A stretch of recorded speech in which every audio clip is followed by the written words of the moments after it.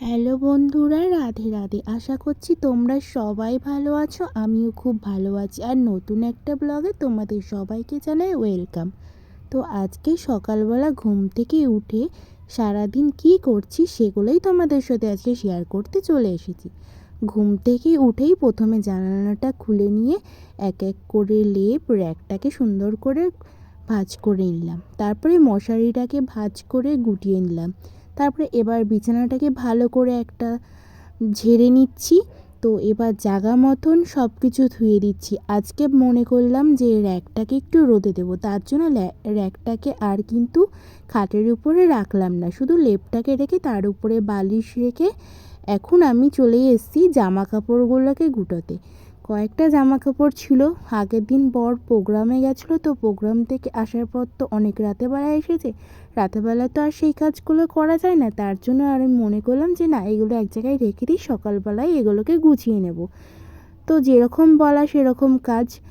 আর জামা কাপড়গুলো গুটিয়ে রেখে তারপর দেখলাম এই জায়গাগুলোই না একটু ধুলো হয়ে পড়ে রয়েছে, তার জন্য ধুলোগুলোকে একটুখানি ভালো করে মুছে নিলাম। আর ওইদিকে বর কম্পিউটারে কাজ করছিল, ওর ওখানে চেয়ারটা আমি সরিয়ে নিয়েছি, তার জন্য ওখানে দাঁড়িয়ে দাঁড়িয়ে কাজ করছিল। তারপরে কয়েকটা দেখলাম প্লেটগুলো আমি আগের দিনকে মানে শোকেস থেকে বের করেছিলাম, সেগুলোই আর কি সাজিয়ে রাখলাম। এবার ঘরটাকে ভালো করে ঝাড় দিয়ে নেব। কোনাখামচিতে যতটা ময়লা থাকে ততটা আমি চেষ্টা করি ঝাড় দেওয়ার।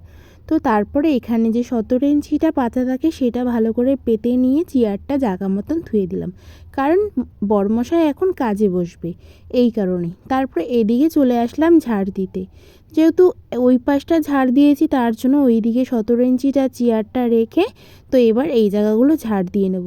তারপরে বাইরে চলে আসলাম সিঁড়িগুলোকে ঝাড় দিতে। তো এবার সিঁড়িগুলোকে ভালো করে ঝাড় দিয়ে নিচ্ছি। আর এখন বুঝতেই পারছো টানের দিন, প্রচণ্ড পাতা পড়ে এখন গাছের, এই পাতা ঝাড়তে দিতে একদম হয়রান হয়ে যায় শাশুড়ি বৌমা। তারপরে দুয়ারে এখন জল দিয়ে নিচ্ছি। যেহেতু সকালবেলা ঘুম থেকে উঠে কিন্তু এই দুয়ারে জল দিই আমি প্রত্যেক দিনই, সেই মতন আজকেও দিচ্ছি।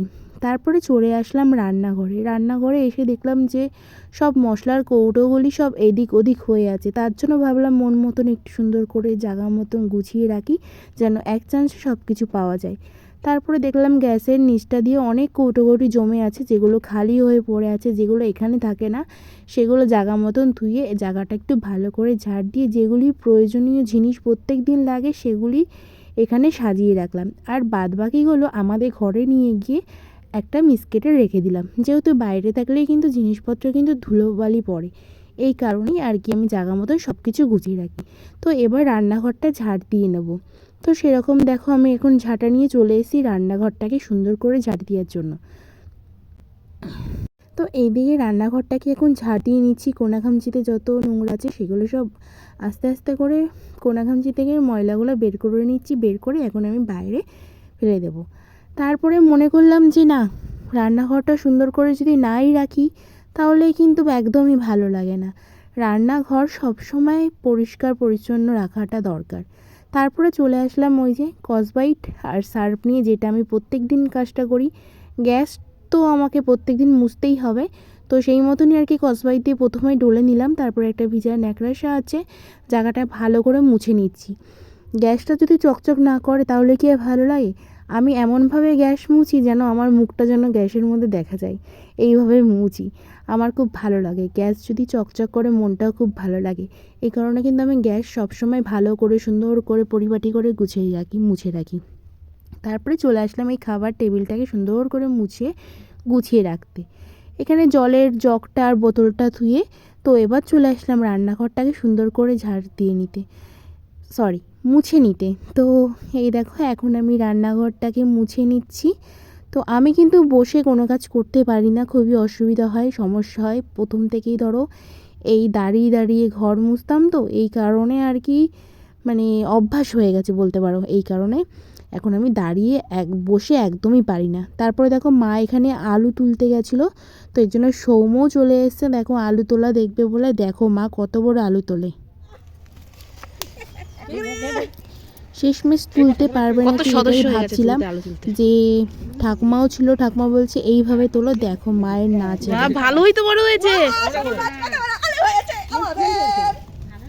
দেখতে পাচ্ছ তো মা কতটা খুশি আলুটা তুলে। সত্যি এত বড় যে হবে আলুটা কেউ আমরা কিন্তু ভাবতে পারিনি।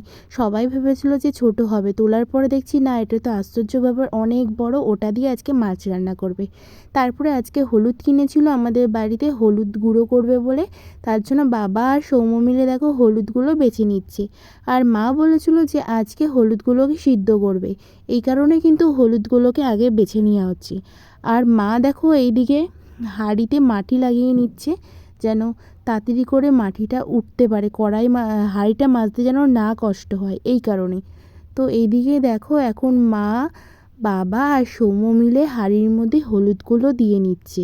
তো হলুদগুলো দেওয়ার পরে আরও কিন্তু হলুদ আছে, এই কটা না, অনেক 2 হাঁড়ি মতন হলুদ আছে, সেগুলো এক হাঁড়ি করে হলুদগুলো আর কি সিদ্ধ করা হবে। তো মা এইদিকে দেখো হাঁড়িতে এখন জল দিয়ে নিচ্ছে, জল তো লাগবেই তাই না। তারপরে শেষমেশ দেখো হলুদ মানে উনুনে আগুন ধরিয়ে দিল। আমাদের কিন্তু এই উনুনটা করা হয়েছিল সেই পিকনিকের জন্য, ভাগ্যিস ভাঙা হয়নি, কি সুন্দর একটা কাজে লেগে গেল। তারপরে আমি চলে গেছিলাম জামা কাপড় কাচতে, অনেক জামা কাপড় ছিল সেগুলো আর কি কাচতে। সেগুলোই দেখো কাচা হয়ে গেছে, সেগুলো কেচে আর কি মেলে দিচ্ছি। আর সত্যি কথা বলতে কী বলো তো, আমাদের জামা কাপড় শুকাতে না অনেকটা কষ্ট হয়, যেহেতু আমাদের বাড়িতে না এক ফোঁটাও রোদ ওঠে না। ওই কী করব, কারো বাড়িতে যেতেও ইচ্ছে করে না। যেটা যেরকম ভাবি যে থাক, যা হচ্ছে হোক, এরকম একটু জল ঝরলে একটু হাওয়া বাতাসেই শুকিয়ে যাক, এইভাবেই কিন্তু আমাদের জামা কাপড় শুকাচ্ছে। আর এইদিকে দেখো আমাদের বুড়ো চলে এসছে একটা বিস্কুট নিয়ে। আমি বলছিলাম আমাকে দাও, ও বলছে না আমি তোমাকে দেবো না মামি, আমি হচ্ছে মামাকে দেবো। তো ওর মামাকে খুঁজছিল। তো আজকের ব্লগটা তোমাদের কেমন লাগলো তোমরা কিন্তু অবশ্যই কমেন্টে জানিও। টাটা বন্ধুরা।